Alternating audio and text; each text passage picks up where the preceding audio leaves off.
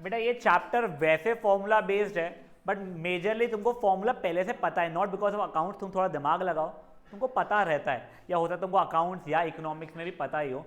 पहला return on investment, इसका मतलब क्या है?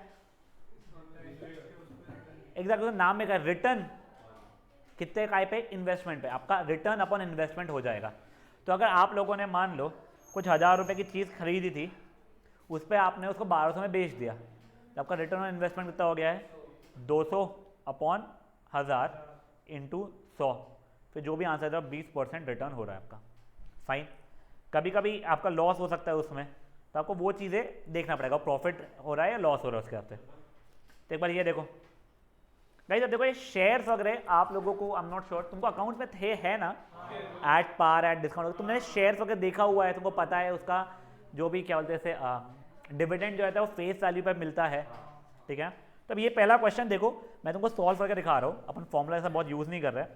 एक बंदे ने इतने रुपए इन्वेस्ट किया जिसका फेस वैल्यू इतना था, बट मिल 80 रुपये में रहा था, यानी डिस्काउंट पे मिल रहा था। तो मुझे फट से बताओ कितने शेयर्स हुए होंगे? 9600 डिवाइडेड बाय क्या करूंगा मैं? 80 करूंगा। तो वो किया तो मुझे 120 शेयर्स मिले, खत्म। तो मेरे पास शेयर्स कितने हो गए बच्चा लोग? 120 हो चुके हैं। इस पे मुझे 18% डिविडेंड मिल रहा है। तो मेरे को 18% डिविडेंड 80 रुपये में मिल रहा है या 100 रुपये में मिल रहा है? 100 रुपये पे। तो एक शेयर पे मुझे 18% ऑफ 100 मिल रहा था। दैट इनटू मेरे पास शेयर्स कितने थे? 120 शेयर्स थे, तो मेरे को मिला के कुछ 2160 रुपीज़ का डिविडेंड मिला है। वो बंद कर भाई, वो बंद कर, वो मारी खाएगी मेरे हाथ से लड़की। उधर के बंद कर, वो दरवाज़ा बंद कर दे प्लीज़। तो मुझे बेटा इतना रिटर्न मिला है, करेक्ट। तो मेरा रिटर्न ऑन इन्वेस्टमेंट कितना हो जाएगा? 2160। हाँ बच्चा, 2160 अपॉन 9600 इंटू 100, इतना आप लोगों का रिटर्न परसेंटेज आ जाएगा, रिटर्न ऑन इन्वेस्टमेंट। कोई इशू है इस चीज़ में आप लोगों को? जो भी आंसर हुआ है। अब ये देखो, a person has an initial investment of इतना, आफ्टर 2 साल ग्रोन इतना, बताओ रिटर्न कितना? पहले तो कमाया लाइक गवाया, तो कुछ 1000 रुपये या लाख रुपये हो रहा है, वो 10,000 रुपये कमाया, तो रिटर्न पॉजिटिव हो गया 10,000 रुपये उसका, अपॉन इन्वेस्टमेंट कितना था उसका? 50,000 था, ठीक है, इंटू 100 किया तो आपका 20% आ गया। बट अगर आप नोटिस करो ना, they do not care even a bit वो कितने टाइम पीरियड का है। वो एक दिन में आपने 20% कमाया है, पूरी जिंदगी भर में उसका 20% कमाया, पर टाइम पीरियड को कंसिडर नहीं कर रहे। यहाँ तक कि सब चीज़ें ठीक है आप लोगों के लिए। अब ये देखो, वैसे कुछ तो भी फॉर्मूला दिया हुआ है, अपन उसके बिना ही कर रहे हैं, क्योंकि आप लोगों को लॉजिकली सब चीज़ें समझ में आती है। अब देखो, मिस्टर पारेख इन्वेस्टेड कितना है ये? 52,000 रुपीज़ ऑन 100 रुपीज़ के शेयर, जो कि 20 रुपये के डिस्काउंट में मिल रहे थे। तो पहले मैं नंबर ऑफ शेयर्स निकाल रहा हूँ। नंबर ऑफ शेयर्स कितने हो रहा है बेटा मेरे लिए? 52,000 अपॉन 80, तो 650 मेरे शेयर्स हो चुके हैं। इसके ऊपर मुझे 8% का डिविडेंड मिल रहा था, तो मेरे हो गए 8% ऑफ शेयर का फेस वैल्यू कितना है बेटा मेरा? 100 है, और ऐसे कितने मेरे पास? 650 है, कटा कटा तो मुझे 5,200 रुपये का क्या मिला है? डिविडेंड।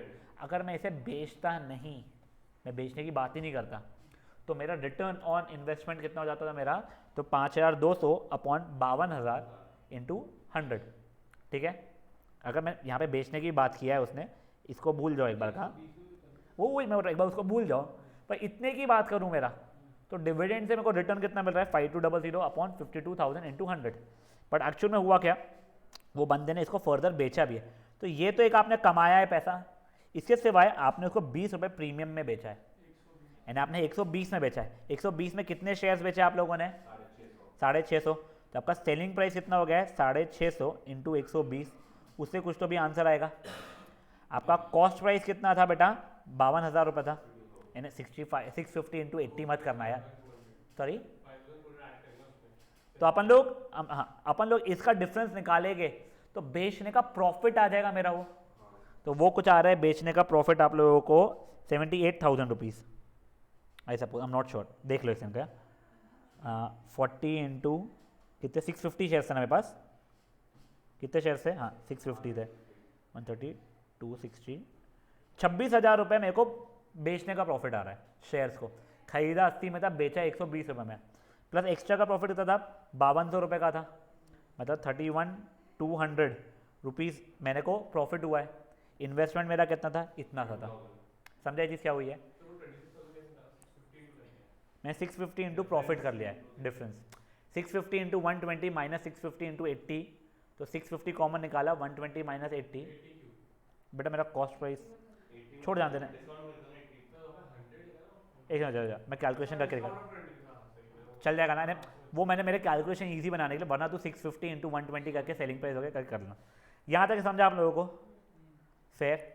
तो बेटा अब देखो ये तो अपना क्या है, रिटर्न ऑन इन्वेस्टमेंट है, एक nominal return on rate of return भी हो जाता है परसेंटेज निकाल समय, उसमें जो कुछ और कॉस्ट वगैरह इनकर होते हैं आपके, फॉर एग्जांपल जब भी हम लोग ये ट्रांजैक्शन कॉस्ट एक होता है, ये खरीदते जब STT कुछ होता है, मुझे एग्जैक्टली नहीं पता है, ये जब आप लोग शेयर्स खरीदते हो, ब्रोकरेज चार्जेस वगैरह जो लग जाते हैं, वो चीज़ों का हो गया, प्लस आपको कुछ और एक्सपेंस अगर लग रहा है तो वो सब कुछ आपको एक्सक्लूड करना पड़ेगा उसके अंदर, फिर उसके हिसाब से रिटर्न निकाल लेगा अपन लोग, ठीक है।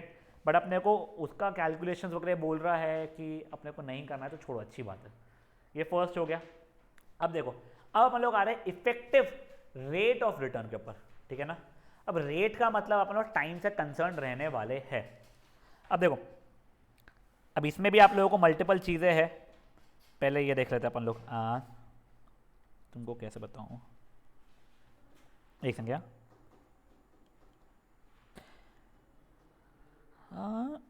Price at which investment is done, stated declared interest price. एक बार हो जाओ, तुम लोगों को वैसे भी ये फॉर्मूला बेस्ड तो है, बट चलो एक बार ये देख लो, इफेक्टिव रेट, तुम लोगों को अगर कोई चीज़ कंपाउंडिंग हो रही थी, तुमको ये पता है ना, amount is principal into 1 plus r by 100 की पावर n जैसा चलता था, तुम्हारा ये अमाउंट हो जाता था, ठीक है।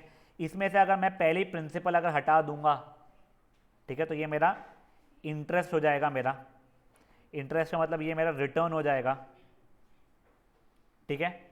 The whole divide by principal, जितना मैंने इन्वेस्ट किया था वो करूंगा,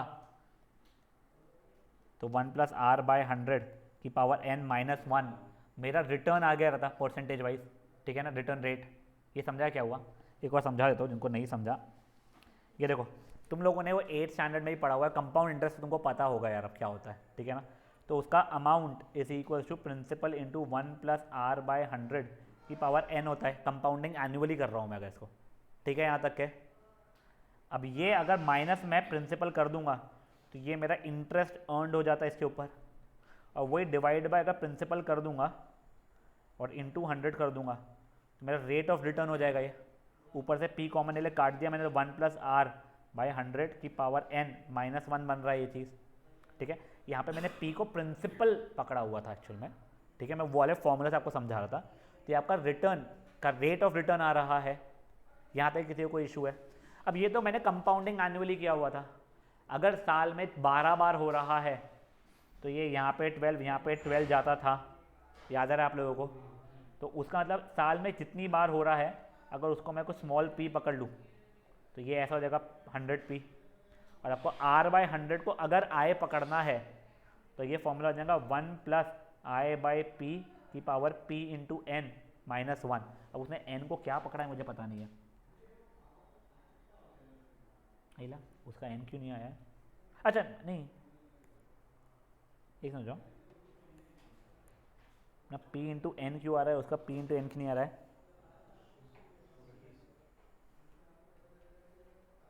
अच्छा ये एक ही साल का पकड़ा, रुक जाओ, ये effective rate of return for 1 year ऐसा कर रहा है, तो ये n आप लोगों का रहेगा यहाँ पे, यहाँ तक है, ठीक है।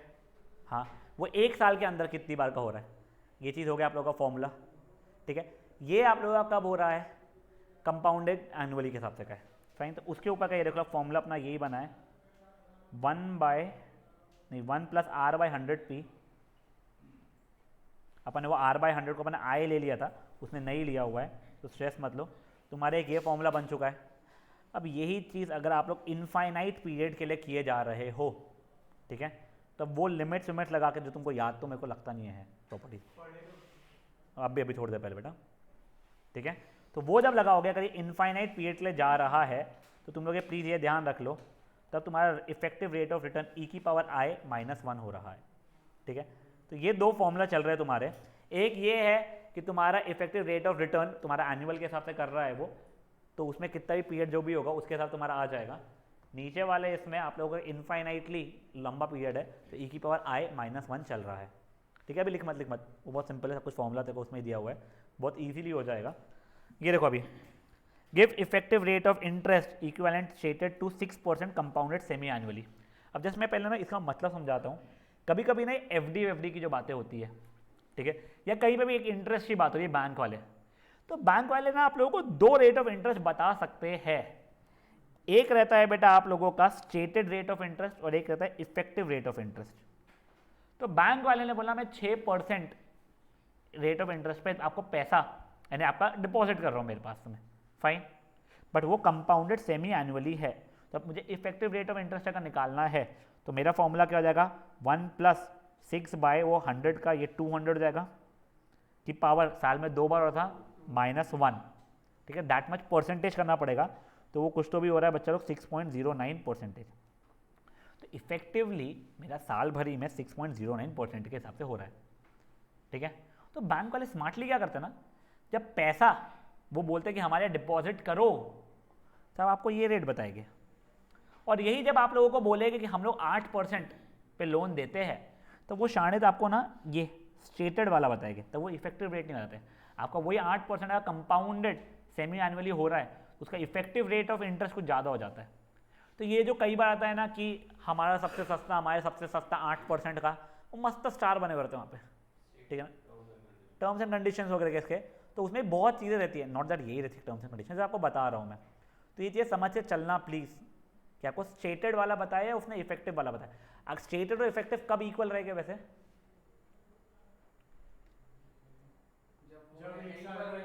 जब कंपाउंडिंग एनुअली चल रहा है तो स्टेटेड और इफेक्टिव सेम चलने वाला आप लोगों के। देखो अब नेक्स्ट वाला, दिनेश के पास में दो ऑप्शन है, या तो 10% per annum compounded semi annually में इन्वेस्ट करे या 9.8% पर एनम कंपाउंडेड क्वार्टरली करे। तुम्हारे हिसाब से कौन सा करना चाहिए, फट से बोला। क्वार्टरली वाला, गुड। ठीक है, भले ही छोटा रेट ऑफ इंटरेस्ट दिख रहा है बट क्वार्टरली में बढ़ जाएगा ऐसा लग रहा है, ऐसी हरकतें नहीं करना। ठीक है ना, अपने मन से ऐसे एडवाइस नहीं देना। तुम्हारा कैलकुलेटर रहने वाला है आगे, चुपचाप से कैलकुलेशंस करना बेटा। ये देखो 10% per annum but semi annually हो रहा है, तो उसका इफेक्टिव रेट ऑफ इंटरेस्ट कितना आ रहा है 10.25 और वो उसका आ रहा है 10.17। तू सीए बनना चाहता ना, अबे दान बनने जा रहा नहीं भाई, तू सीए बनने जा रहा है। तो अंदाजे नहीं लगाना भाई, कैलकुलेट करना, ठीक है ना, प्लीज ऐसी हरकतें नहीं करना। प्रॉपर कैलकुलेट करके इफेक्टिव रेट आप निकालोगे, उसका फॉर्मूला सिंपल सा दिया हुआ है, और ये चीज़ें ना आप लोगों के लाइफ में कई बार आएगी। बस हाँ, खत्म, उसमें ज़्यादा कुछ है नहीं। मैं जो वही तो बोल रहा हूँ, ये चैप्टर में ऐसे कुछ बहुत नहीं है, इसका डिप्रिसिएशन आने वाला है, मेरे से ज़्यादा अच्छा डिप्रिसिएशन तुमको आता है। ठीक है, ये देखो आप गाइस, आगे सॉरी थर्ड मिस हो गया, सॉरी ये देखो आप, ये हाँ ये क्वेश्चन बहुत अच्छा है गाइस, ये क्वेश्चन बहुत अच्छा है, ये प्लीज़ ध्यान दो। ये जैसे कि आई एम नॉट श्योर बट हम लोग कभी ब्याज पे जब पैसा उठाते हैं ना, तो मान लो मंथ का 1% लगने वाला है। ठीक है, अब जब मैं 1000 रुपये अगर उससे ले रहा हूँ, तो ऐसा नहीं होता कि मैंने आज 1000 रुपये दिया और एक महीने के एंड में उसे 10 रुपये दूंगा। वो बंदा पहले दिन ही ब्याज लेके आता है, तो मुझे देता ही वो 990 रुपये। जब मैं क्वेश्चन पढ़ो, कोई बंदे ने 2000 रुपये का लोन लिया है 6 महीने के लिए, लेंडर ने 200 रुपये तो पहले दिन ही डिडक्ट कर दिया। ठीक है, तो बताओ उसका इफेक्टिव रेट ऑफ इंटरेस्ट कितना हो रहा है, आपको रेट ऑफ इंटरेस्ट नहीं पता है, तो देखा जाए तो आपको 1800 रुपये ही मिल रहे हैं, करेक्ट, और 200 रुपये आपका इंटरेस्ट लगे जा रहा है। तब इफेक्टिव रेट ऑफ इंटरेस्ट मैं अगर देखूंगा 6 महीने का, तो 6 महीने में खत्म होने वाला था मेरा, तो वो हो जाएगा इंटरेस्ट अपॉन प्रिंसिपल, तो 1/9 चल रहा है मेरा। तो देखो वो 1 plus effective rate of interest की पावर एक साल में कितनी बार होगा, ये 2 बार होगा, यानी p -1। फिर जो भी आंसर वो दे रहा है 10/9 का स्क्वायर, 1.01 का स्क्वायर -1, जो भी दे रहा है वो, उससे आप लोगों का आंसर आ जाएगा। समझा ये चीज़ बेटा, सेमी एनुअली लिखा है ना बच्चा उसमें, 6 मंथ्स है ना इसका आंसर। ठीक है, यहाँ तक है। क्वेश्चन नंबर 4 महाफुद्दू सा है, ये देखो पहले तो उसने बोला है 6% आप लोगों को स्टेटेड है या नॉमिनल है, उसका क्वार्टरली के हिसाब से इफेक्टिव रेट कितना आएगा वो आप कर सकते हो, उसके लिए लकीली आपको इसकी वैल्यू दी गई है। नेक्स्ट उसने आपको ये पूछा है अगर यही मान लो कंटिन्यूसली चल रहा है, कंटिन्यूसली वाले का e की पावर i -1 चल रहा था कुछ फॉर्मूला, ठीक है, तो e की पावर i कितना है बच्चा लोग मेरा 0.06 चल रहा है -1, तो ये -1 1.06183 -1 मतलब 0.06183 परसेंटेज में कितना हो जाएगा 6.183% हो जाएगा। समझे ये चीज़ क्या हो रहा है? अब देखो ये CAGR, ठीक है, कंपाउंडेड एनुअल ग्रोथ रेट। अब ये चीज़ ना मेजरली मैंने, क्योंकि मैं म्यूचुअल फंड में इन्वेस्ट करता हूँ, तो मैंने उसमें कई बार देखी थी मेरा CAGR क्या चल रहा है, मेरा CAGR क्या चल रहा है। इसका मतलब क्या होता है, आपने आज कुछ पैसा डाला, 1000 रुपये का कुछ आपने खरीदा, वो म्यूचुअल फंड में नहीं, आपने स्टॉक मार्केट में भी खरीदा होगा, ठीक है, वो 5 साल बाद उसको देख रहे हो तो वो 2000 रुपये हो गया है, देखा जाए तो 100% ग्रोथ है, बट आप लोगों को यहाँ पे देखना पड़ता है कितने सालों में हुई है, वो 5 सालों में हुई है, तो 100 डिवाइड बाय 5 करके 20% लिखोगे क्या आप लोग? तो नहीं बेटा, कंपाउंडिंग चलता है वहाँ पे। अगर वो अगर सिंपल इंटरेस्ट था तो अलग बात थी, अब यहाँ पे कंपाउंडिंग चल रहा है, तो इसलिए आप लोगों को समझना पड़ेगा।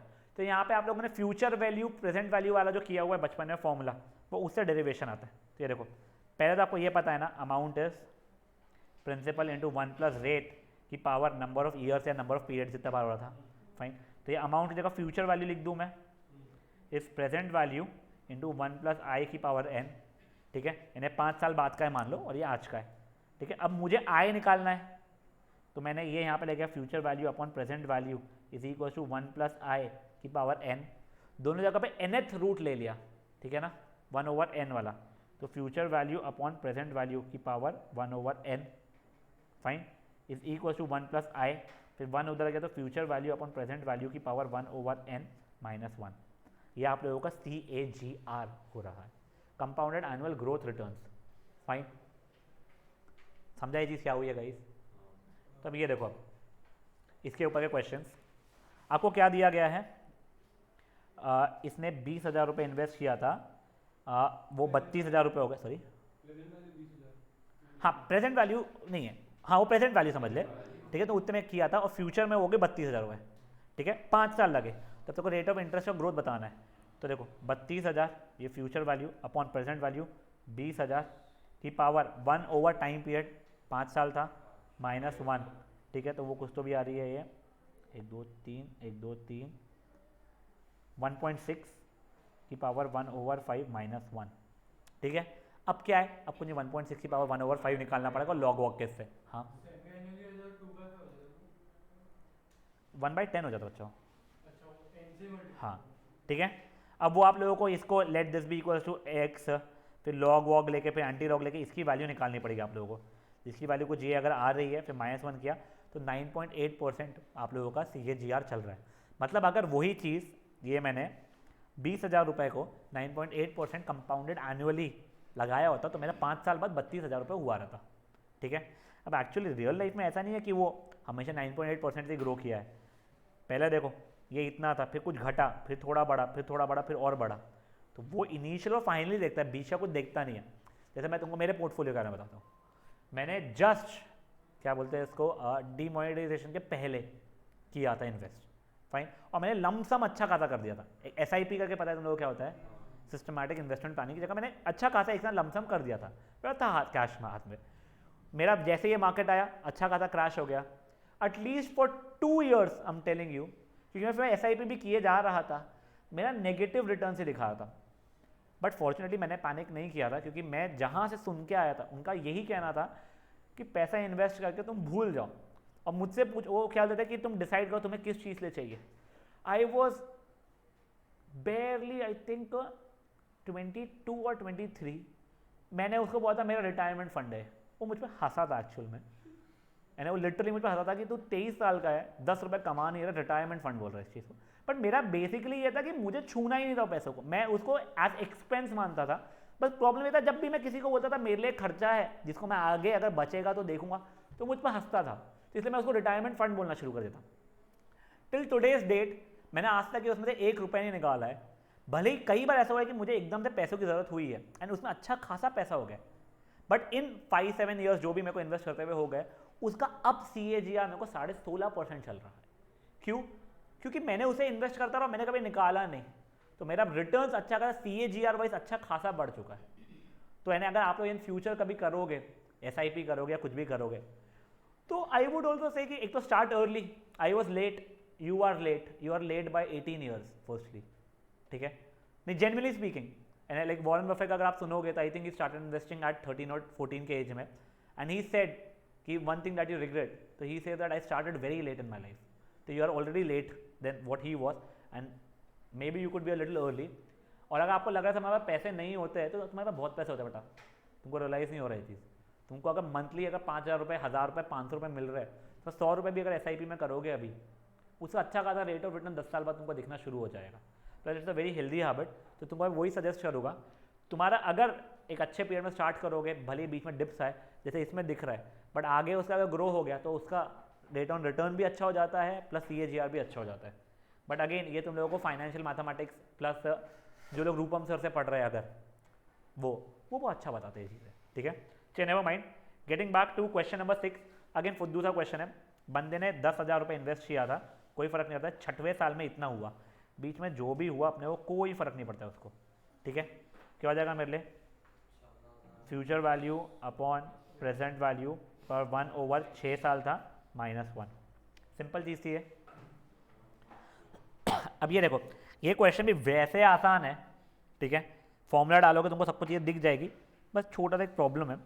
Suppose a person invested this much, उसको हुआ इतना, CAGR इतना दिया हुआ है, ठीक है। अब आपको कितने सालों के लिए इन्वेस्ट किया था वो पूछा गया, तुमने फॉर्मूला में डाल देखो तब 100 था नहीं एक्चुअल में, ठीक है ना, अपन इंटू 100 आखिरी में करके परसेंटेज में कन्वर्ट करते थे, तो इसलिए उसने यहाँ पे अभी 100 डाला है, तुमने सब कुछ डाला, तुम्हारा फॉर्मेट कुछ ये आ गया। अब क्या है, कुछ नहीं, अब लॉग लोगे 1/n नीचे उतरेगा, फिर ये लॉग की वैल्यू, ये लॉग की वैल्यू करके डिवाइड करके करोगे 5.99, तो अप्रॉक्सीमेटली कुछ 6 ईयर्स वो हो रहा है, ठीक है। नाउ गाइस एक बार ये CAGR और AAGR के इतना डिफरेंस देख लो। AAGR में वो क्या करता है ना, तुम्हारा पहले साल 5% रिटर्न हुआ, नेक्स्ट टाइम कुछ 8% रिटर्न हुआ उसके ऊपर, वैसे करके उसका वो एवरेज निकालता है 5 + 8 + 2 + -3/4, वैसे कर लेगा। जबकि कंपाउंडेड एनुअल ग्रोथ रिटर्न में वो इनिशियली जब तुमको देखना है तब का देखता है वैल्यू, बीच को इग्नोर करता है और उसमें कंसिडर कर लेता है, ठीक है। यहाँ पे मैटर करता है बीच में क्या हुआ, वहाँ पे मैटर ही नहीं करता है बीच में क्या हुआ, फेयर इनफ है। ये आप लोगों को थ्योरी के लिए नहीं, बट MCQ में आने के चांसेस है, इसलिए मैं आपको जस्ट बता रहा था। यहाँ पे और ऊपर हो गया, ठीक है। नेक्स्ट चीज गाइस, डेप्रीसिएशन। ऑब्वियसली आपको पता है डेप्रीसिएशन होता क्या है, डेप्रीसिएशन क्यों होता है, तो कैलकुलेट 2 तरीके आप लोगों को पता है शायद से, एक कौन सा है SLM है और एक है WDV, एक और तीसरा मेथड भी है आप लोगों को, सम ऑफ ईयर्स डिजिट मेथड, तो वो मुझे भी बहुत अच्छे से नहीं पता है, बट अभी एक बार देख लेंगे, मुझे लगा नहीं था अपन यहाँ तक पहुँच जाएंगे, बट यस मेरे को पता है थोड़ा बहुत उसका। तुम लोगों को SLM मेथड पता है ना, ठीक है। आज 1 लाख रुपए की चीज़ थी, 10 साल बाद वो 50,000 की हो चुकी, नहीं 80,000 की हो चुकी है, तो डेप्रीसिएशन कितना हुआ टोटल मिला के 20,000 का हुआ है, डिवाइडेड बाय क्या करूँगा मैं 10, तो हर साल मेरा 2-2 हज़ार का डेप्रीसिएशन हो रहा था। फट से एक बार एग्जाम्पल नंबर 1 और एग्जाम्पल नंबर 2 देख लो, किसी को कोई इशू है क्या?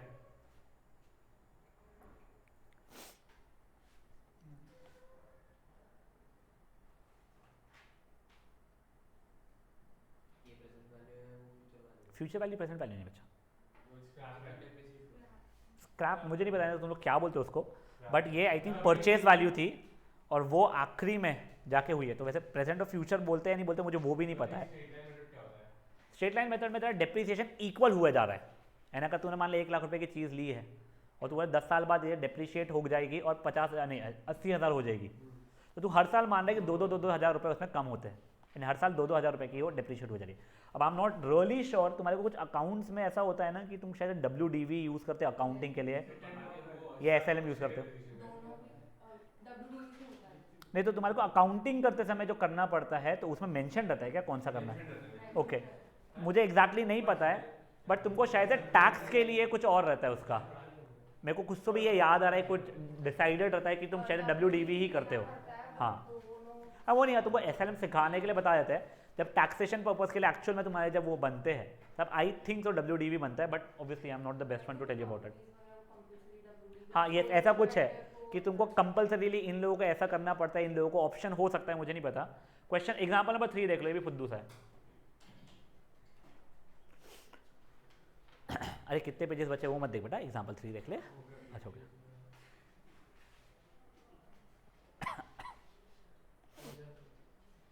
सिंपल है यार। अब ये देखे बेटा, अब WDV वाला इसमें कुछ नहीं होता है। देखो तुम लोगों को जब पहले तुमने एक फॉर्मूला पढ़ा हुआ है ना, amount is principal into 1 + R/100 की पावर n, वो ग्रोथ का था। अब ये डिक्लाइन हो रहा है तो ये माइनस हो जाता है, ठीक है ना यहाँ पे। तो ये वाला फॉर्मूला चलता है उसके अंदर। अब देखो R/100 को वो I मान लेते हैं, वो जो भी है। अब ये A को वो S मान रहे हो। S मतलब क्या होता है? डेप्रीशिएट होने के बाद वाली वैल्यू या scrap value is equals to जो प्रेजेंट वैल्यू थी 1, ठीक है, इंटू 1 - I की पावर n। फाइन, ये तुम्हारा फॉर्मूला हो जाता है। एक बार फट से एग्जाम्पल नंबर 1 देख लो, उसका आगे का एग्जाम्पल बहुत अच्छा है, तो एक बार तुम ये देख लो। हाँ वैसे थैंक यू मत का बच्चा। I didn't realize I was getting irritated until he asked you to show.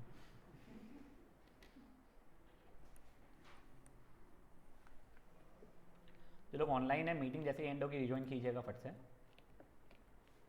Simple है क्वेश्चन। हाँ सही। नहीं तो देख इसमें कंपाउंडिंग चल रहा है। The value of machine purchase 2 years ago depreciates annually at 10%. If it's present value, आज की वैल्यू तो ये 97200। हाँ वो लग चुका है, अब उसको तो भूल जा। अब इसके आगे 3 साल बाद कितना होने वाला है तेरे को वो देखना है, तो यहाँ से आगे का 3 का देख ले। अब इसके बाद में क्या पूछ रहा है वो, 2 साल पहले का बता दो। तो ये तेरा S बन जाएगा स्क्रैप वैल्यू जैसा, और वो वहाँ का जो रहेगा तेरा वो प्रेजेंट वैल्यू बन जाएगा। तो 2 के हिसाब से देखेगा उसको। देख ले, बस सोल्यूशन मेरे को समझ में आ जाएगा जो मैं बोलना चाहता हूँ। देखो नहीं समझेगा तो बोलना, मैं करके दिखा दूंगा पक्का। हाँ हाँ तो कुछ और थी। देख अगर तू 2 साल पहले की निकाल लेगा तो अब तेरे को 5 साल आगे देखना पड़ेगा। 2000 में कुछ हो गया, 2002 में जी रहा हूँ, 2020 में कुछ हो गया, 2022 चल रहा है। तो उसने 2022 की वैल्यू ये दी हुई है मुझे, मुझे 2025 में कितनी होगी। तो यहाँ पे मैंने वापस से वो लगा दिया, 3 साल आगे का लगा दिया मैंने फॉर्मूला, तो हो गया। अब मुझे बता 2 साल पहले कितनी थी, तो 2 साल पहले मतलब मेरी P थी, तो जो आज है 2022 में, उसको मैं ये 97200 बोल सकता हूँ, फिर उससे मैं फॉर्मूला लगा लूँगा। तो देख तो क्या हो जाएगा, मैं तो जस्ट बता देता हूँ तुझे मैं। 97200 इज इक्वल्स टू जो उस समय थी इंटू 1 - 10/100 0.01 का स्क्वायर, फिर उससे जो भी आंसर पी का आएगा सो आएगा। ठीक है, हाँ बोल बेटा। मैं पीछे जा ही नहीं रहा हूँ, मेरे को ये वैल्यू पता है, मुझे ये वैल्यू पूछी गई है, ऐसा बोल रहा हूँ मैं। तो उसे मैं एक चीज़ से बताता हूँ, 100 - 10% कितना हो जाएगा, और 90 + 10% कितना हो जाएगा, 99। तो सुन, तूने ये मत कर देना कि सर एक काम करते हैं ना, इसमें प्लस 2 साल का आगे बढ़ जाते हैं अपन, वैसा कर लेते, वैसा नहीं होगा। ये देख मैं तेको आपस टाइमलाइन के हिसाब से समझाता हूँ। तूने 2020 में कोई चीज़ खरीदी थी जिसकी 2022 की वैल्यू तेको कितनी दी हुई है, कुछ 200 दी गई है, ठीक है। देखो 2025 में पूछ रहा है, तो अभी तो इसको मैंने इग्नोर किया। यहाँ से 3 साल आगे का पूछ रहा है तू, तब ये मेरे लिए ये S बन रहा है, ये P बन रहा है, मेरा I 0.01 चल रहा है, मेरा नंबर ऑफ ईयर्स 3 चल रहा है, उससे हो जाएगा। बट यही अब अगर मान ले तू मुझसे अब तू 2020 का पूछता है वैल्यू, तो तब मेरी ये P और ये S बन जाएगा। I मेरा 0.01 ही रहेगा, N मेरा 2 बन जाएगा। फॉर्मूला डालूंगा, आंसर निकालूंगा। सॉरी वापस मैं नहीं समझा।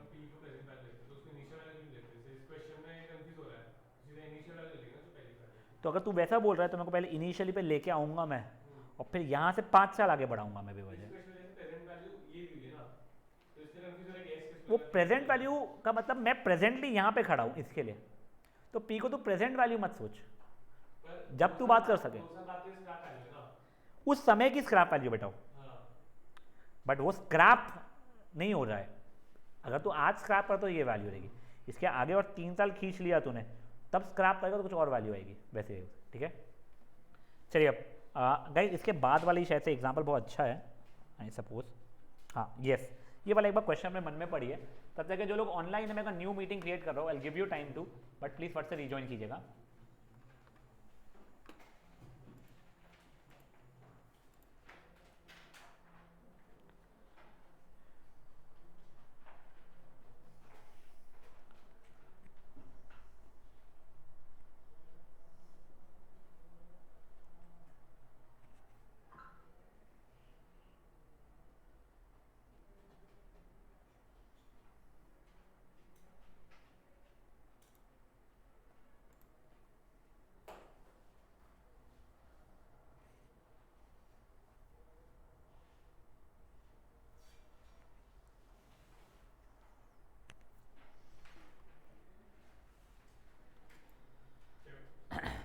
हाँ नॉट श्योर आंसर क्या है। हाँ 10% दिख तो रहा है। Again I am not sure तूने कैसे कैलकुलेट किया, बट गुड। तूने वही 720 का 72 कम हो रहा है उसके लिए। हाँ वो चीज़ वैसे सही है। Wait for a minute more for Anshveer if he joins great, else never mind.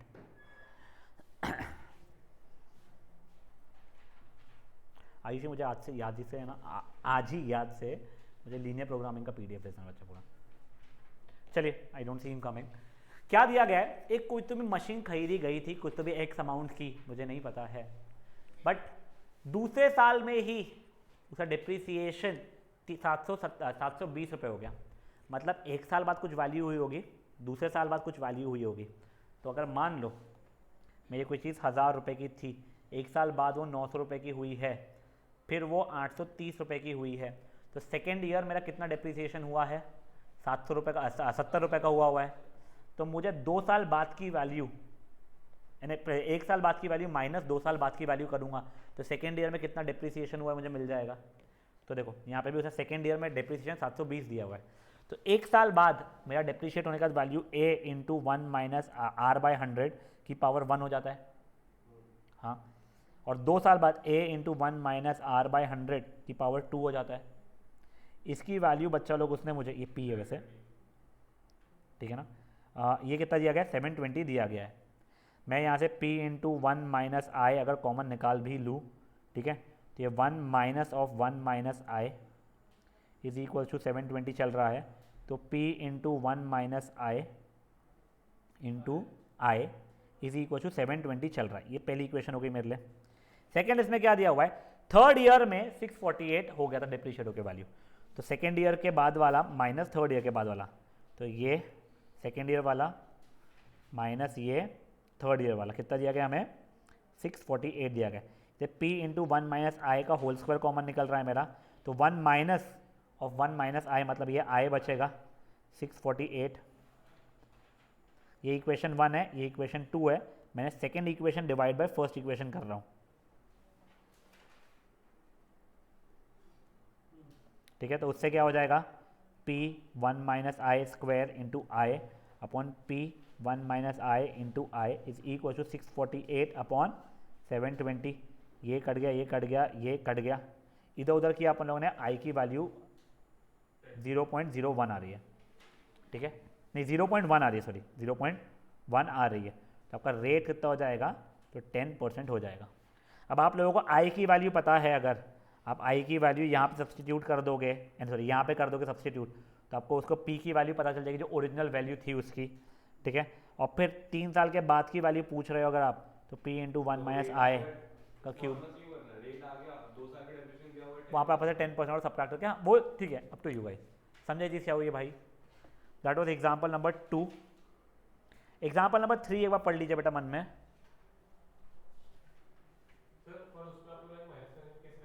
क्या बचा, हाँ 10% रेट आ गया अपना, हाँ प्रेजेंट वैल्यू क्या आ गई, तो राइट दोनों ही लगाएंगे ना, हाँ, दोनों चीज कर सकते वो रहा सेकेंड के बाद में एक को बार 10% सब्ट्रैक्ट कर दो उसका, यानी 0.9 से मल्टीप्लाई कर दो, या फिर फर्स्ट से तुम फॉर्मूला क्या कर लो वैसा। तो परसेंट तो कांस्टेंट रहेगा ना, तो टोटल ओवरऑल परसेंट आ गया ना, एक सेकंड, चेंज होगा ना, एक second sorry, the value of car depreciates at the rate of ये, by what percent will the value of car decrease after 3 years, मतलब तेरा कितना कम हो चुकी है इफेक्टिव रेट आफ्टर 3, वैसा है, ठीक है। तो तुमने देखो ओरिजिनली कुछ प्राइस पी मान ली, 12.5 से डिक्रीज हो रही थी, तो 3 साल के बाद में प्राइस ये हो चुकी है, वो पूछ रहा है कि तुम्हारे कितने से डिक्रीज हुई है वैल्यू, तो डिक्रीज अपॉन ओरिजिनल इंटू 100 होता है बच्चा, डिक्रीज परसेंटेज कितना है वैसा है। नहीं नहीं बेटा वो कंपाउंडिंग चल रहा है ना बच्चा, अगर सिंपल इंटरेस्ट है तो अलग बात होती ना। तब देखो तुम लोगों ने 3 साल बाद की वैल्यू निकाल दी, कुछ ये आई है, ठीक है। तुमने डिक्रीज निकालना था, तो ओरिजिनली इतना था, अब ये इतना है, सॉल्व करके ये आ गया है, तो डिक्रीज ये आ गया है, तो ये डिक्रीज अपॉन ओरिजिनल इंटू 100 करना पड़ेगा, समझा। जो आंसर आएगा सो आंसर आएगा, फेयर इनफ है। अब गाइस वैसे आई am not really very sure, ये वाला एक ही क्वेश्चन है, एक बार इसको देखते हैं क्या है, आपको समझ में आ जाएगा। ये कैसा होता है ना, इसमें आप लोगों को ये दिया जाता है कि कितने साल के लिए वो यूजफुल लाइफ चलने वाली है। देखो एक मैं कोई कैसे पूछता हूँ, फॉर एग्जाम्पल आप लोगों ने कार लिया 1 लाख रुपए की, सॉरी, ठीक है, ये 5 साल अगर लाइफ देने भी वाली है तो वो मैक्सिमम डिप्रिशिएट पहले साल में हो जाती है, maximum amount of depreciation. Second year उससे थोड़ा कम रेट से डिप्रिशिएट होती है, थर्ड ईयर में और कम, फोर्थ ईयर में और कम, फिफ्थ ईयर में और कम, ठीक है। तब ये हम लोग ये वाला मेथड यूज करते हैं जिसका नाम है sum of the years digit method. तो मान लो जैसे कि कोई चीज़ 4 साल बाद डिप्रिशिएट होने वाली है, तो आप क्या करोगे, 1 + 2 + 3 + 4 कितना हो रहा है, 10 हो रहा है। तो फर्स्ट ईयर में अब आप डिक्रीजिंग ऑर्डर में 4/10 अमाउंट डिप्रिशिएट कर दोगे उसका, जो भी था, जैसे 1 लाख रुपए थी, तो पहले साल में 40,000 रुपये का डिप्रिसिएशन हो गया। सेकेंड ईयर में 3/10 उसका आप डिप्रिसिएशन कर दोगे, जो भी 1 लाख का, 30,000 से डिप्रिशिएट होने वाली है। थर्ड ईयर में 2/10 और फोर्थ ईयर में 1/10, तो करते करते करते आखिर में 0 हो जाएगी वैल्यू। क्या, तो उल्टा करते हैं, रेशो जैसा नहीं पता मुझे जो तू बोल रहा है सही बोल रहा है क्या। तो देख मैं जैसे बताता हूँ वो क्यों ऐसा उल्टा हो रहा है। तू जब भी एक मोबाइल आता है, वो आज मान ले 1 लाख रुपए का है, वो 1 साल बाद फट से ड्रॉप होता है ज़्यादा, यानी वो शायद 60,000 होता है, पर उसका मतलब ये नहीं कि अगले साल और 40,000 का ड्रॉप हो जाएगा, तो स्ट्रेट लाइन मेथड तो है नहीं। तो ऐसा नहीं कि अगर पहले 40% ड्रॉप हो तो हर साल 40% ड्रॉप होगा। अब मे बी नेक्स्ट ईयर 30%, फिर 20%, फिर 10% ओरिजिनल का होता है। तो जैसे टाइम बढ़ता जाता है रेट ऑफ ड्रॉपिंग कम हो जाता है, ऐसा अजम्पशन चलता है इसके अंदर। तो ये क्वेश्चन को देखो अब आप लोग, कोई एक प्रोडक्ट था, I think that is for 10,000, yes, 4 साल उसका एक्सपेक्टेड और स्क्रैप वैल्यू 0 है। अगर स्क्रैप वैल्यू कुछ होती, अगर 1,000 रुपये भी होती, तो 10,000 - 1,000 मतलब मैं 9,000 रुपये लेता था, फिर मैं उसको डिप्रिशिएशन करना शुरू करता। तो पहले साल में कितना होगा बेटा, टोटल मिला के 10 साल हो रहे हैं, तो पहले साल में 4/10 वैल्यू डिप्रिशिएट हो जाएगी। सेकेंड ईयर में कितनी होगी, 3/10, थर्ड ईयर में और लास्ट इसमें 1/10, और एक्चुअली वहाँ से 0 हो जा रहा है स्क्रैप वैल्यू आप लोगों का। देखो ऐसा चार्ट आप लोग क्या अच्छा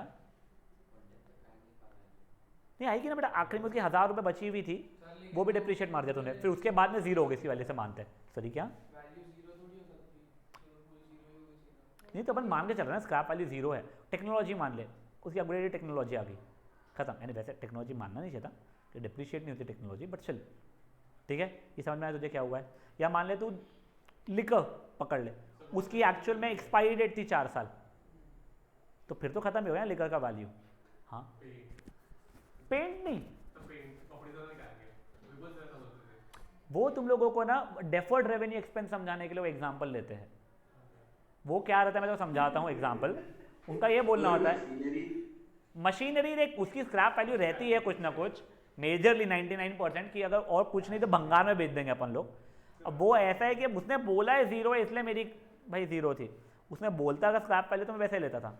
और जो तू बोल रहा है वो डेफर्ड रेवेन्यू एक्सपेंस है बेटा, उसका मतलब ये होता है कि मान ले मैंने मेरी बिल्डिंग को मेरे इसको पेंट करवाया था मैंने 6 साल पहले, तब मेरे 25-30 हज़ार रुपये लगे हो गए, तो मैं उसको उसी साल में राइट ऑफ नहीं कर सकता कि हाँ मेरे 30 हज़ार का एक्सपेंस है, उसको मे बी मैं कमिंग 10 ईयर्स में 3-3 हज़ार रुपये जैसे एक्सपेंस कर करके दिखाता हूँ।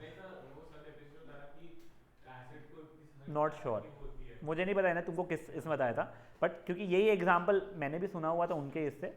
अब यही आई थिंक ना ऐसे ही कुछ बेसिस के ऊपर अभी बायजूस का जो नया इशू आया था, आपको पता है क्या, बायजूस बहुत बड़ा इशू में चल रहा है अभी।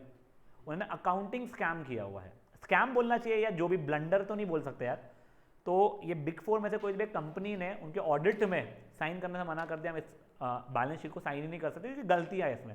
तो उन्होंने क्या गलत किया हुआ है कि फॉर एग्जांपल आज 8th वाले बच्चे को आपने कुछ बेचा है कोर्स 5 साल का, आपको 50,000 रुपये चार्जेस हुए हैं, अगर आप उसको EMI में भी ले रहे हो अगर कि हर साल में 10-10 हज़ार रुपये ले गए, तो तूने आज तेरा इनकम कितना कोट करेगा तू?